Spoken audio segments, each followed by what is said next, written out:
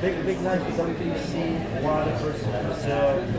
We're not going to ask you about your prediction, but we do want to ask you about in regards to Deontay Wilder's comment. There's a lot of mixed reactions. I know that WBC is going to investigate. My question is, what exactly are you guys trying to investigate? Like in terms of, are you going to punish Wilder after this fight, or if he wins, or what's the It's just a matter of the boxing world is a big family around the world, and boxers are honorable. They are family men. They work so hard for so long.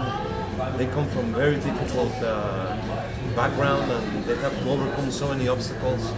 And I am certain that that's not Wilder talking. I know Wilder. He's a family man. He's a very nice kid, and he just gets excited, emotional, and historically, it's boxers.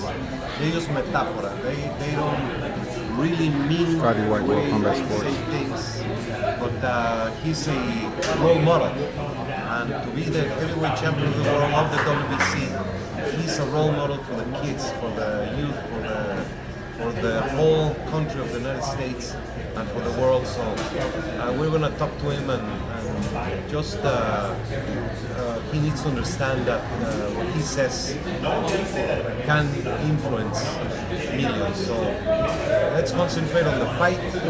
They are sportsmen both.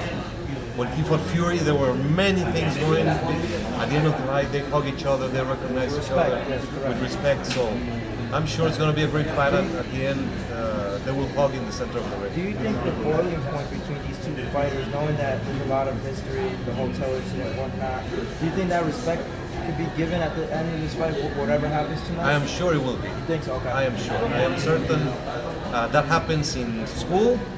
You fight. At the end, you end up having your best friend, the one that you fought. And in boxing, after the fight, when that bell rings, they go to the center of the ring and they recognize and reconciliate any misunderstandings, because they went into the ring and they showed who was best. I want to follow up on the Tony Harrison and the Charlo. Obviously, there was some interesting things going on at that particular press conference. I wanted to follow up. Are you guys doing something specific at press conferences now? We are concerned. We're concerned. Things are getting out of control. There has to be a limit, because someone is going to get hurt, and it has happened in the past. My father got confined to a wheelchair after an incident in a press conference with Lennox Lewis and Tyson, and there are ways of making sure that the integrity and the safety for everyone around has to be maintained. You see now people pushing each other. In the past there have been punches thrown. So it's going to come a time that the fight is going to be cancelled for a cut or for something that happens, and everyone suffers from that. We have a code of ethics that is being introduced, and what we pretend is to show what boxing is all about. Boxing is a sport of honor. There are rules, and most of the fighters abide by that, and it's just a matter of understanding that there has to be a limit on it. So you think it's just going to be moderate stipulations that you're going to include with the code of ethics to kind of bring it down a little bit at these press conferences? Well, the press conference is an event and is the responsibility of the promoter. That's his jurisdiction. When he's doing a press conference, it's an official event, and there has to be certain guidelines, there has to be security, there has to be order, and we just have to enforce that. Mauricio, I wanted to ask you this 2 weeks ago that it was announced the vacated WBC title for Mike Garcia-Lomachenko versus Campbell. I wanted to ask you specifically, because you're the man that, the sanctioning body decides who fights who. Wilder holds the WBC title at the moment. Joshua is currently the IBF heavyweight championship. Is there any way the WBC can mandate that type of fight? Knowing that the belt's not vacated, I understand the terms of Lomachenko and Campbell, but can you guys mandate Wilder and Joshua? We have done in the past. We mandated Kovalev, Stevenson. Stevenson was our champion, and Kovalev group came to the WBC and asked the WBC to make sure that fight was made. We mandated the fight, which it is not customary. But it was Kovalev who also was willing to do it, but eventually Kovalev pulled out. Okay.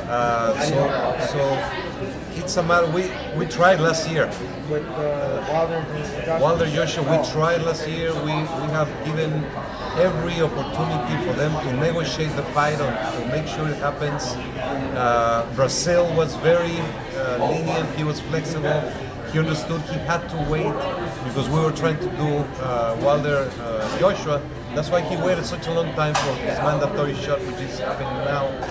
Do you think that, let's say you guys try to do it again, it's another attempt to mandate the fight, do you think that's the only way this fight can ever happen for you guys to mandate it? Because it seems like there's a lot of conflicts in different parties. This is in the hands of the promoters. Okay.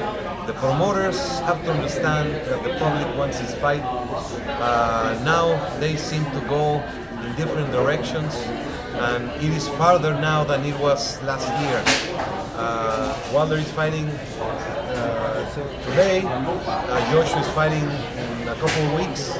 We'll see what happens after that. There's a WBC eliminator, right, for the Tyson Fury and Dillian Whyte. Are you going to make that fight? Because Tyson Fury's been basically saying he's the lineal champion, so he's pretty much excluded from that eliminator. No, we had a situation of having Fury and Dillian Whyte fight for the interim championship. Then it got a little bit broken up. A few days ago, Fury says he accepted, Whyte said he accepted. The WBC board is looking into this situation as we have a matter of the mandatories in the heavyweight. Now, Fury mentioned the diamond belt specifically. Why so much emphasis for the diamond belt as opposed to the idea of this mandatory position for the WBC? The diamond belt is beautiful. It's an unbelievable belt. It has a lot of value.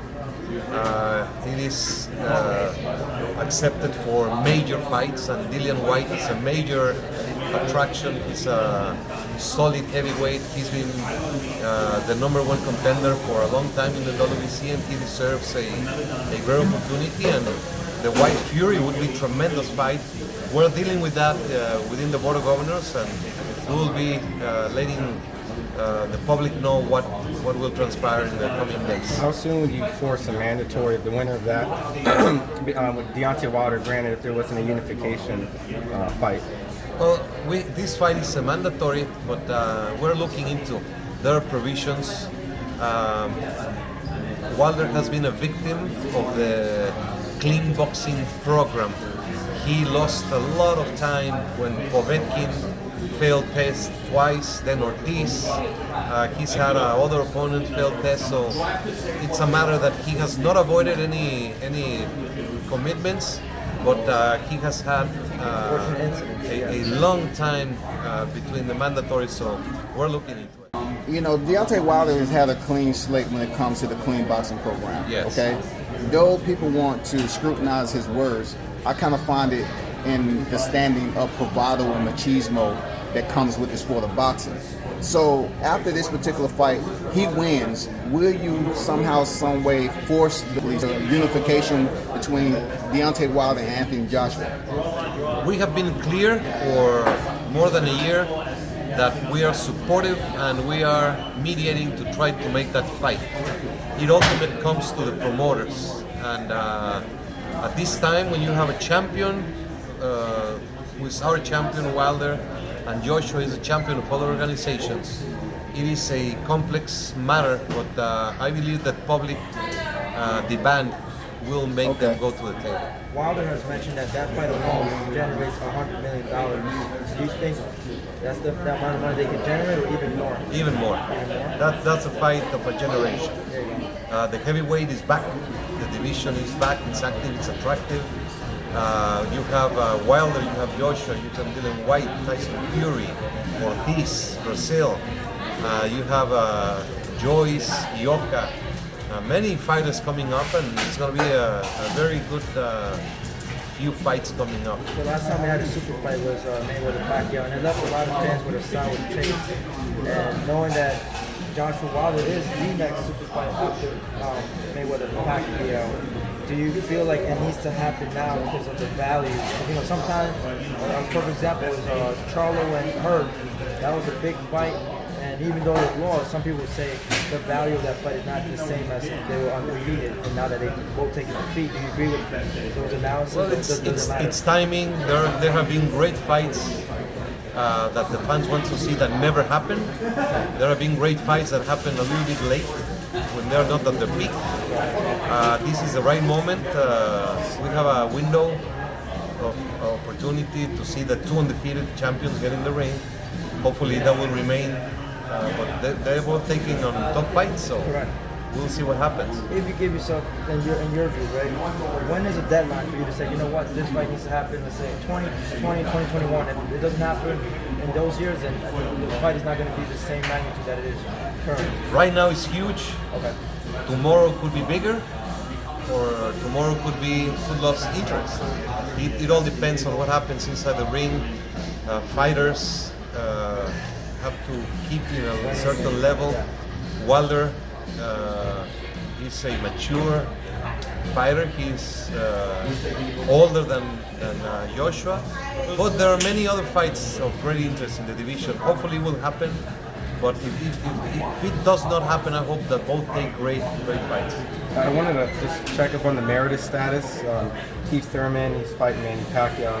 If by any chance he wins that fight, would he still be able the opportunity to go fight Sean Porter at his will, or the Meredith status process? Sean Porter is fighting Spence, which is a tremendous fight.